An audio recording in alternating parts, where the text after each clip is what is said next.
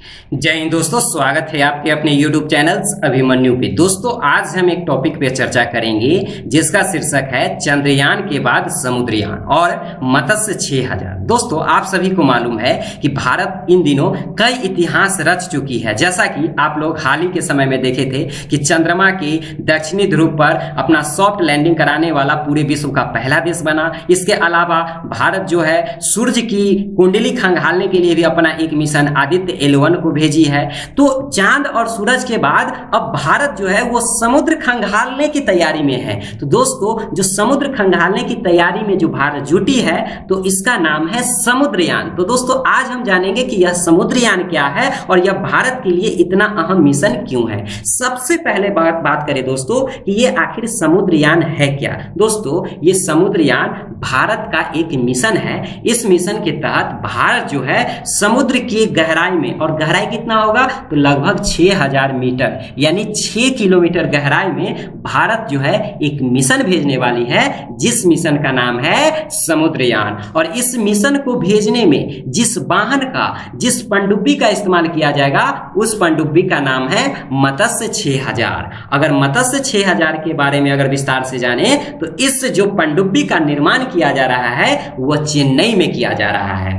अब अगला बात आपको यह समझना है, बहुत भी आई है कि दोस्तों भारत सरकार का यह जो मिशन है वह भारत का पहला मानव युक्त मिशन होगा। अर्थात भारत इससे पहले जो भी मिशन समुद्र में भेजा है उसमें मानव रहित था, यानी बिना मानव के बिना ही जाता था। लेकिन भारत ये पहली बार 3 आदमी को इस पनडुब्बी में भेजने वाला है। इस प्रकार से भारत के द्वारा यह मिशन जो है पहला क्या है, मानव युक्त समुद्री मिशन होगा। इसका पहला परीक्षण जो है वो 2024 में किया जाएगा। अगर लोकेशन की बात करें तो भारत के यह बंगाल की खाड़ी में यह मिशन को भेजा जाएगा। अब बात करते हैं दोस्तों कि यह मिशन जो है इंडिया के लिए इतना मतलब फायदा क्या मिलेगा, यानी समुद्रयान मिशन से भारत को कुछ फायदा होना चाहिए ना। तो दोस्तों इससे फायदा यही होगा कि इस मिशन का लक्ष्य है, भारत सरकार का लक्ष्य है कि गहरे समुद्र में वह जाए और कीमती धातु का खोज करना। जैसे कीमती धातु में आप निकेल, कोबाल्ट, मैग्नीज और इनके अलावा बहुत सारा जो दुर्लभ मृदा तत्व है उस दुर्लभ मृदा तत्व का क्या करना है, खोज करना। अगर फैक्चुअल जानकारी की बात करें दोस्तों तो आप सभी को मालूम होना चाहिए कि पूरे अगर इस सतह की बात करें कि धरती की सतह पर, तो धरती की सतह पर ये वाला भाग जो आपको ब्लू कलर में दिख रहा है वो जल है और ये ब्लैक कलर में जो दिख रहा है ये आपका स्थल है। अगर ओवरऑल परसेंटेज की बात करें तो जो स्थल है वो लगभग यानी 29%, यानी राउंड फिगर में इसे 30% हिस्सा मान लो कि 30% पे क्या है, तो 30% पे क्या आपको क्या है, स्थल है। और जो 70% हिस्सा है इस 70% हिस्सा पर जल है।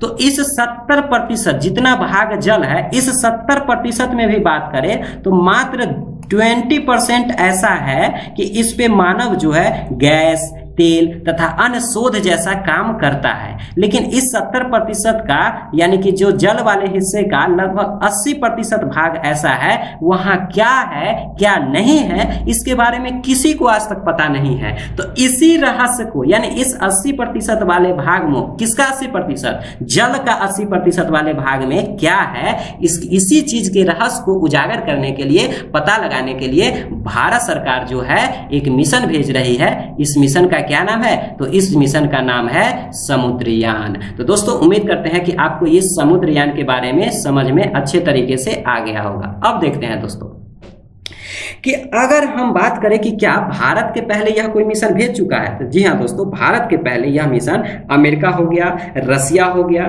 जापान हो गया और चाइना ऑलरेडी ये काम कर चुका है। लेकिन ये हमारे भारत के लिए इतना महत्वपूर्ण क्यों है, इतना इंपॉर्टेंट। दोस्तों देखिए आप सभी को मालूम है कि भारत का जो समुद्री सीमा है, यहाँ पे अगर यहाँ पे मैं दिखाने का प्रयास करूं, भारत का कुल अगर समुद्री सीमा की बात करें तो कुल समुद्री सीमा 7516 किलोमीटर है। ये 7516 किलोमीटर में आपको द्वीप अंडमान और लक्षद्वीप वाले भाग को शामिल करके भी जोड़े गए हैं। तो लगभग 7516 किलोमीटर भारत का क्या है, समुद्री सीमा। अगर कुल राज्यों की बात करें तो भारत के कुल 9 राज्य ऐसे हैं जो समुद्र के तट से यानी समुद्र से अपना सीमा साझा करते हैं, जैसे गुजरात, महाराष्ट्र, कर्नाटका, केरला, तमिलनाडु, आंध्र प्रदेश, उड़ीसा और पश्चिम बंगाल। तो 9 राज्य में अगर 9 राज्य हो गया 7516 किलोमीटर हो गया, और 9 राज्यों की बात करेंगे तो टोटल छोटे छोटे द्वीप की गिनती करेंगे कि इसके अंदर कितना द्वीप है, तो लगभग 1382 द्वीप इन 9 राज्यों के अंतर्गत आते हैं। अगर भारत के पास,